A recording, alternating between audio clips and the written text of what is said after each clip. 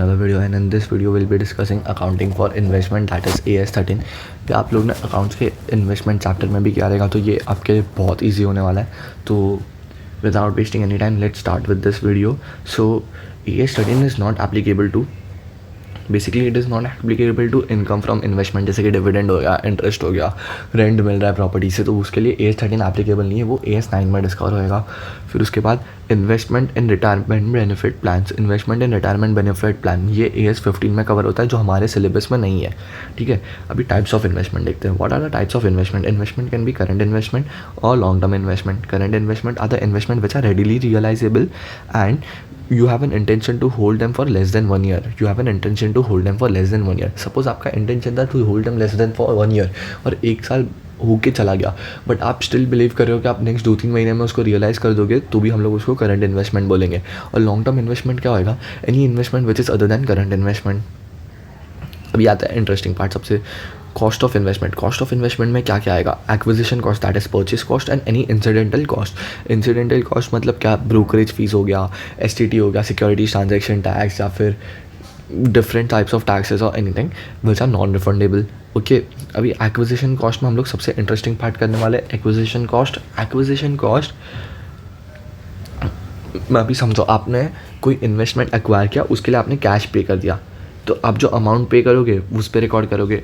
आपका acquisition cost, समझो मैंने आपको लैंड एंड बिल्डिंग दिया, आपने मेरे को आपके कंपनी के शेयर्स और या फिर सिक्योरिटीज़ इशू कर दिए, तो एक्विजिशन कॉस्ट क्या होगा? Face value of securities issued. Asset exchange किया, एसेट एक्सचेंज किया, सपोज मैंने आपको लैंड एंड बिल्डिंग दिया, आपने मेरे को लैंड एंड मशीनरी दे दिया, तो हम लोग इसमें क्या करेंगे? Fair value of asset given up, आपने जो एसेट गिव अप किया, और या फिर fair value of investment acquire, या फिर आपने जो fair value of land and building जो आपको मिल रहा है वो, या फिर आप जो प्लांट एंड मशीनरी दे रहे हो वो, उसमें से जो भी क्लियरली एविडेंट है हम लोग उस पर रिकॉर्ड करेंगे। ठीक है, अभी ये है ना एक अलग सी डिफरेंट टॉपिक है, राइट शेयर्स। ये बहुत बहुत मतलब बहुत इंपॉर्टेंट है एग्जाम पर्सपेक्टिव से, तो हम लोग सबसे पहले वो डिस्कस करते हैं। तो देखो, उसके लिए हम लोग को ये एक एग्जांपल समझना पड़ेगा। ये एग्जांपल भी बहुत बहुत सिंपल है। समझो आज आपके पास 1000 शेयर्स है रिलायंस इंडस्ट्री लिमिटेड के एट ₹2000 पर शेयर।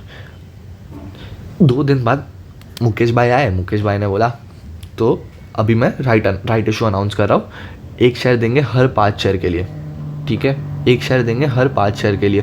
तो आज आपके पास 1000 शेयर्स थे, डिवाइड बाय 5 कर दो, इंटू 1 कर दो, आपको 200 शेयर का राइट इशू मिल रहा है एट द रेट ₹1800। ठीक है, एट द रेट ₹1800। जैसे ये राइट इशू अनाउंस हुआ, लोग बौखला गए, सब लोग बोलते हैं मेरे को मुकेश भाई का शेयर खरीदना है, मेरे को मुकेश भाई का शेयर खरीदना है। तो इसकी वजह से क्या होता है, before the right issue happens, market में जो प्राइस है बिफोर राइट इशू वो बढ़ जाती है, 2500 हो जाती है। आज 2000 का शेयर है, उसका भाव जैसे ही राइट इशू अनाउंस हुआ 2500 हो गया। तो ये जो बिफोर राइट इशू प्राइस है जो इंक्रीज हुआ है, उसको मार्केट प्राइस कम राइट बोलेंगे, मार्केट प्राइस या फिर मार्केट वैल्यू कम राइट बोलेंगे। ठीक है, और जैसे ही राइट इशू होता है उसके बाद there are chances that after right issue the value of share will decrease. There are chances, मैं ऐसे नहीं बोल रहा कि होएगा ही, देयर आर चांसेस। तो जो आफ्टर राइट इशू जो मार्केट प्राइस है उसको बोलेंगे market price ex right price, market price ex right, that is 2000 in our case. ठीक है, अभी आपके पास 2 ऑप्शन हो सकता है कि आप ही ये जो राइट इशू मिला आप उसको सब्सक्राइब कर दो या फिर आप उसको बेच दो, या तो आप उसको सब्सक्राइब कर दो या तो आप उसको बेच दो। तो अभी हम लोग वो पढ़ेंगे। ठीक है, सपोज आपको राइट इशू मिला, आपने सब्सक्राइब कर दिया, तो आप क्या करोगे? उसको कैपिटलाइज कर दोगे, that is cost to be added. ठीक है, या फिर आपने उसको सेल कर दिया मार्केट में, तो जनरल रूल क्या है, आपको जो सेल्स प्रोसीड मिल रही है आप उसको ट्रांसफ़र करोगे P&L में। एक्सेप्शनल रूल क्या बोलता है? एक्सेप्शनल रूल बहुत इंटरेस्टिंग है, इस पर ध्यान देना, बहुत ट्रिकी है और बहुत स्मॉल माइन्यूट पार्ट है, तो ध्यान देना। एक्सेप्शनल रूल क्या बोलता है? अगर जो मार्केट वैल्यू है कम right price is more than market value ex right price, then reduce sales proceed from the carrying amount of investment, then reduce sales proceed from the carrying amount of investment. ये ऐसा क्यों बोल रहा है? देखो, आपने क्या किया था, आपने इन्वेस्टमेंट खरीदा, इन्वेस्टमेंट था 200 रुपये का, 2000 का, फिर जैसे ही राइट अनाउंस हुआ उसका भाव हो गया 2500। आपने तो भाई बोला कि राइट मिलने वाला, भाई खरीदो खरीदो खरीदो खरीदो, आपने खरीदा 2500 पे। और फिर राइट के बाद आफ्टर राइट प्राइस हो गया 2000। तो ये जो 500 रुपये का डिफरेंस आएगा, ये जो 500 रुपये का डिफरेंस आएगा, तो ये तो लॉस हो गया आपका। तो ये लॉस से प्रिवेंट करने के लिए जो राइट इशू हुआ था वो आपने बेच दिया, उससे जो प्रोसीड्स मिला आप उसको इसमें से डिडक्ट कर दोगे, ठीक है, कैरिंग अमाउंट में से। तो if market value cum right is more than the market value ex right, then reduce the sales proceed from the carrying amount of investment.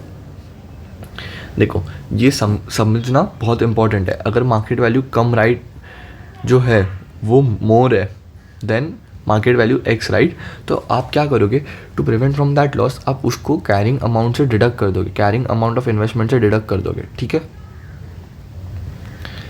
So let's revise फटाफट इधर से।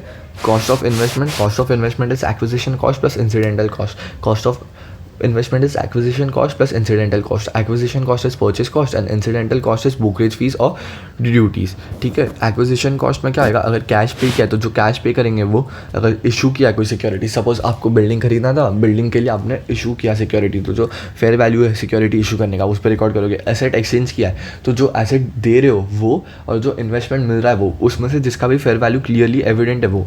राइट शेयर्स में क्या होता है, अगर आपने सब्सक्राइब किया तो cost to be added that is capitalise कर दोगे, और अगर आपने सब्सक्राइब नहीं किया और आपने बेच दिया तो जनरल रूल के हिसाब से आप पीएनएल में ट्रांसफर कर दोगे, और एक्सेप्शनल रूल के हिसाब से आप क्या करोगे, मार्केट वैल्यू कम प्राइस और मार्केट वैल्यू एक्स प्राइस को कंपेयर करोगे। मार्केट वैल्यू कम प्राइस अगर ज़्यादा है तो कैरिंग अमाउंट ऑफ इन्वेस्टमेंट में से डिडक्ट कर दोगे, ठीक है। Valuation at balance sheet date, ये भी इंपॉर्टेंट है।